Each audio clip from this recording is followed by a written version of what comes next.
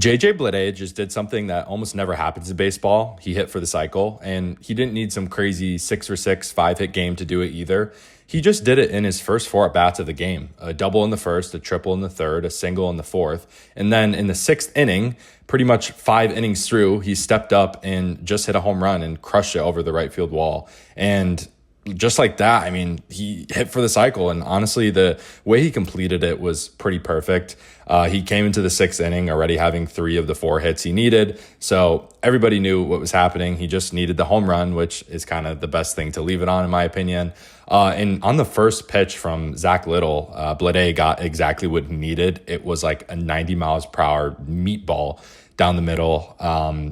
Gone, cycle, game over. Well, not literally game over. The game's still going on right now, but that's just one of those moments where you could feel an entire stadium waiting for the ball to get over the wall. It wasn't like a no doubter or anything like that. It like just barely made it over the fence. So yeah, it's pretty crazy. He joined some pretty rare company. And this was also a pretty important moment for the Reds.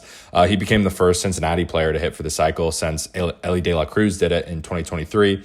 And that makes Bleday just the 8th player in Reds history to accomplish the feat. So this isn't something the Reds are doing every couple of years. I mean, it's very rare. It's obviously a very rare thing in baseball. It's why we all love to see it and keep track of it. I think there's been 4 so far this year, but coming into tonight, he had gone hitless in his previous 3 games and had been dealing with a pretty rough stretch offensively.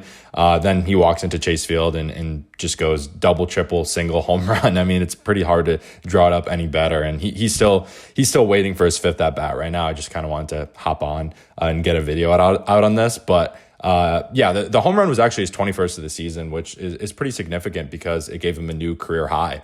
His previous career high was 20 home runs, which he hit with Oakland in 2024. So tonight wasn't just his first career cycle. He also set a new personal best for home runs in a season, which, I mean, isn't going to be the talk of the town, but it's very important for an MLB player and good for him for doing that. He wasn't even on the Reds opening day roster. He started the season in AAA Louisville, and he was crushing the ball down there. He hit 341 with a 462 on base percentage and a 659 slugging percentage before Cincinnati called him back up in April.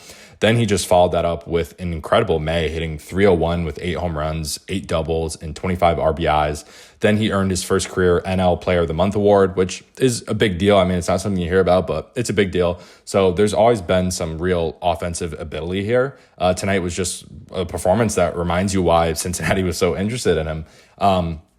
There's also actually another really cool piece to this. Bleday's cycle came on the road in Arizona, and according to MLB's coverage, this was the first time a Reds player had hit for the cycle on the road since 1915. Think about, how ridiculous that is. 1915, we're talking about more than a century ago. So for him to come into Chase Field and pull this off is pretty incredible in the Reds history side of things. Obviously, they're one of the more like historic franchises, and just hitting for the cycle in 4 at-bats, outside of hitting for the cycle in like order, going single, double, triple, home run, that's the best way to do it. Getting it done in 4 at-bats, and for him, it was through 5 innings, basically. That's kind of the part I keep coming back to. He didn't need a 5th plate appearance. He didn't need extra innings. He didn't need some weird like defensive mistake to get an extra hit. He just went up there 4 times and just did every type of hit that you could possibly get. And you got some RBIs too. First inning was an RBI double, then third inning was an RBI triple, and then obviously you get an RBI for the home run. That's pretty much it. It's just pretty sick that I could talk about a player hitting the cycle and there's still like 4 innings of game left. We'll see how the stats end up looking. But the Reds kind of needed this kind of offensive performance tonight. If you're a Reds fan, they've been shut out by Arizona 9-0 in the series opener on Friday. So coming into tonight, they were looking to bounce back. And he made sure that they did. They jumped out to a big lead with him contributing throughout the game, obviously. Elly De La Cruz got in on the fun with a massive home run of his own.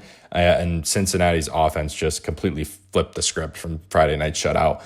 So instead of another frustrating night at the plate, Cincinnati got a historic performance, which is great. Reds fans deserve it, and they haven't been having a good season, and they're kind of stuck in a tough spot right now. Good for Bleday as well. Like, he's not really like a household name. Comment below if you knew about him. I assume most people maybe not, but yeah, if I said name 5 Reds hitters right now, I feel like there's a pretty good chance that he's not one of the first 5 names that you think of. But that's exactly why games like this matter. This is how you put yourself on the map. You hit for the cycle in the middle of a playoff race, set a career high in home runs, and become only the 8th player in franchise history to accomplish something like this. People are going to remember your name, and that is so amazing for him. And I hope this is the start of him like really starting to get it going again, because he's had a rough stretch and the Reds are trying to stay alive. And yeah, I mean, that's baseball. You could look completely lost for a week and then suddenly you hit for the cycle. But yeah, this is only the 4th cycle in MLB this season. The others were hit by PCA, Bryce Harper, and Tristan Peters. So we're talking about something that's happened just 4 times across the entire league this year. And obviously year to year, I mean, sometimes I don't know. I think sometimes you don't even see years where there's a cycle, and sometimes you see years where there's like 6 of them. But either way, it's pretty cool, and it's one of the more rare feats in baseball. So definitely worth making a video on. And yeah, that's pretty much it. Let me know what you guys think in the comments.